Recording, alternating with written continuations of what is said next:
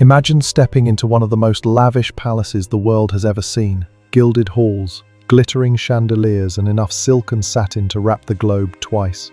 But take a deeper breath, and you'd be hit with a stench so foul, it could wilt a bouquet of roses at 20 paces. Yes, welcome to the Grand Palace of Versailles in the 17th century. A place where beauty met brutality, elegance danced with filth, and royal women, for all their jewels and titles, endured a hygiene horror show you won't believe. Today we dive headfirst, metaphorically thank goodness, into the shockingly unsanitary lives of noble women at the height of French royal power. These are the 5 worst hygiene habits of royal women, and you're not ready. If you were a woman of noble birth in 17th century France, you were expected to display grace, charm, and flawless fashion.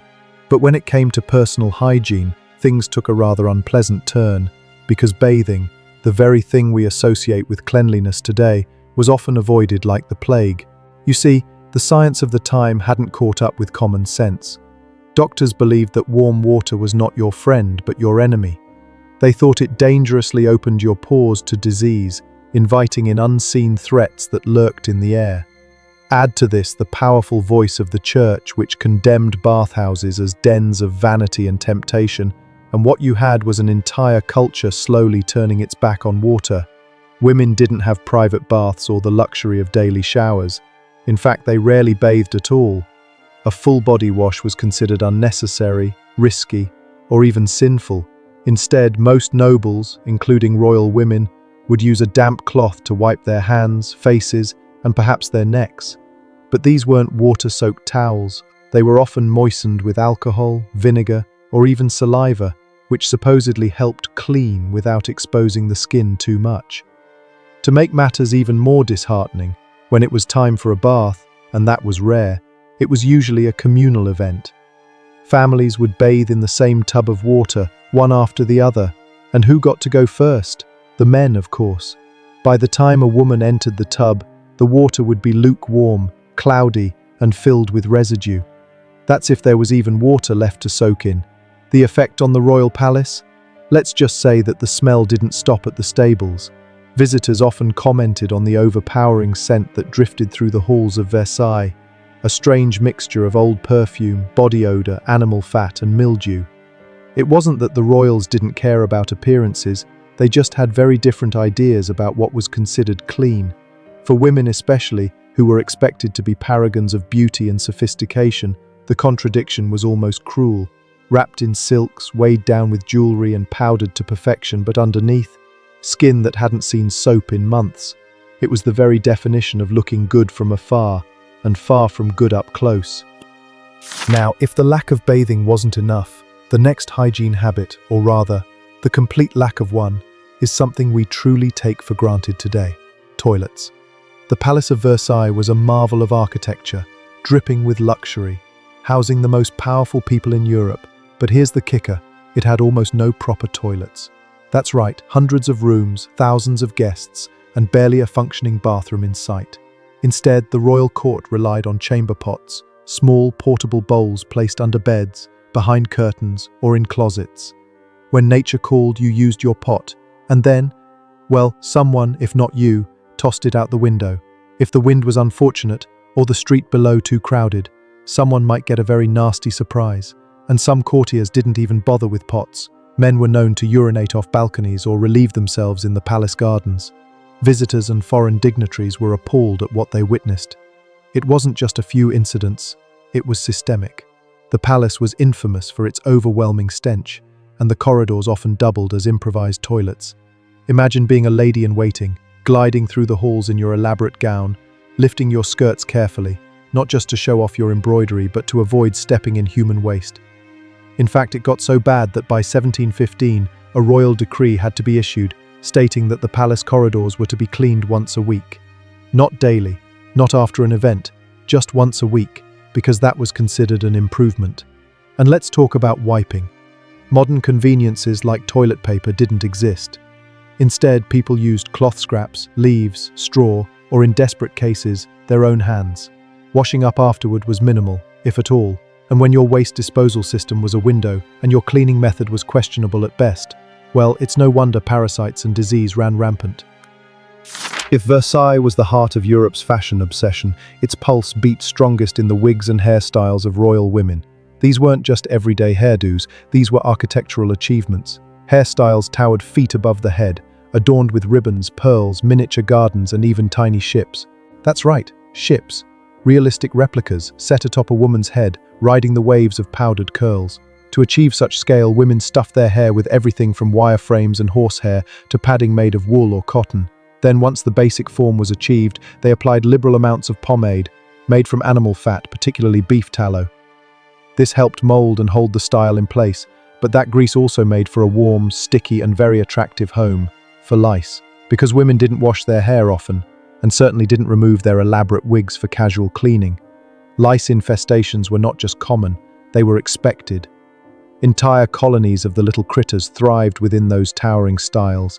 Ladies of the court used special tools, long-handled silver lice claws, to scratch their itchy scalps without ruining their appearance. These claws were delicately ornate and often brought to dinners or social events where a woman might pause between sips of wine to give her head a discreet scratch. Despite the discomfort, no one dared skip the fashion parade. In the rigid hierarchy of court life, appearance was power, and to appear out of fashion or poorly dressed was to risk losing your status. Even if your scalp was crawling with lice and your hair reeked of old fat, the show had to go on. Wigs weren't just uncomfortable and unsanitary, they were also dangerous. Some were so heavy they caused chronic neck pain, others caught fire from nearby candles. But all were the price of maintaining one's position at court. For poor women, there was no such burden. They simply shaved their heads to avoid lice altogether. But for noble women, their hair was their crown, even if it was hiding a whole ecosystem underneath. Let's now turn our attention to something that should have brought joy: food. After all, royal banquets were legendary, tables groaning with meat pies, pastries, roasted pheasants, and sugared fruits. But lurking behind the luxury was a dark, stomach-churning reality. The royal kitchens weren't immune to the palace's sanitation issues. In fact, they were often the victims of them. The plumbing system at Versailles was so poor that raw sewage would sometimes back up into the cooking areas. It's been reported that at least once, wastewater reached the private kitchen of Queen Marie Antoinette. The impact on food safety was devastating. Without proper refrigeration, ventilation, or waste removal, contamination was common. Meat spoiled quickly, fruits and vegetables were left out for days, pests roamed freely. And yet, the cooks had no choice but to carry on, serving potentially hazardous meals to the highest ranks of society. The consequences?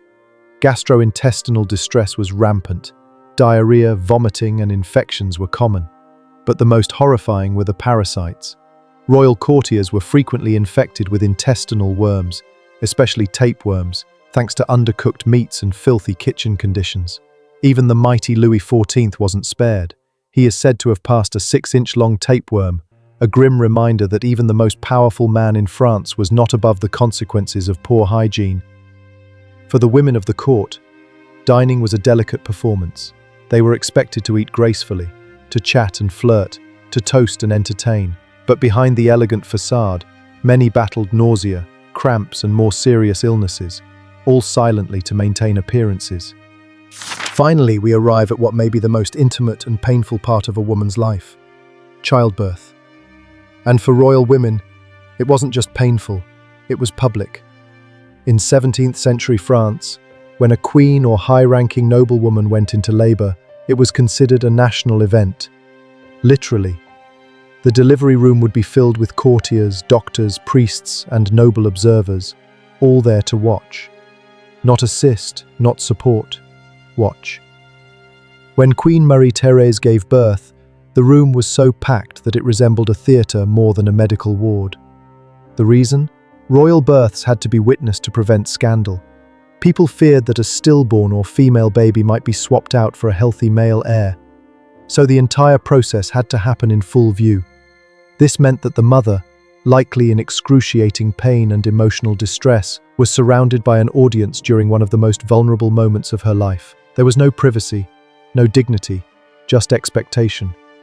Marie Antoinette famously passed out after giving birth, due to the oppressive heat and overwhelming crowd in her chamber. She wasn't the only one.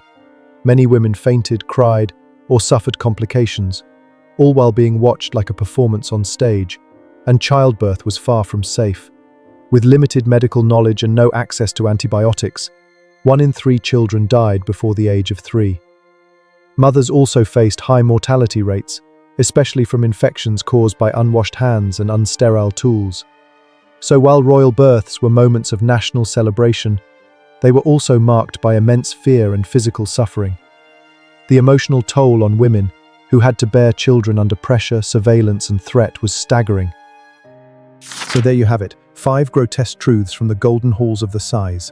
Beneath the glittering gowns, perfume-drenched halls, and jeweled crowns, royal women lived lives filled with discomfort, indignity, and dangers that would make modern readers squirm. They were the faces of grace and sophistication in public, but in private they scratched, suffered, and survived in ways history often forgets to mention. If you thought royal life was all ball gowns and banquets, think again. The real story? Much messier and far more human. Until next time, keep exploring the past, because history isn't just fascinating. Sometimes it's downright filthy.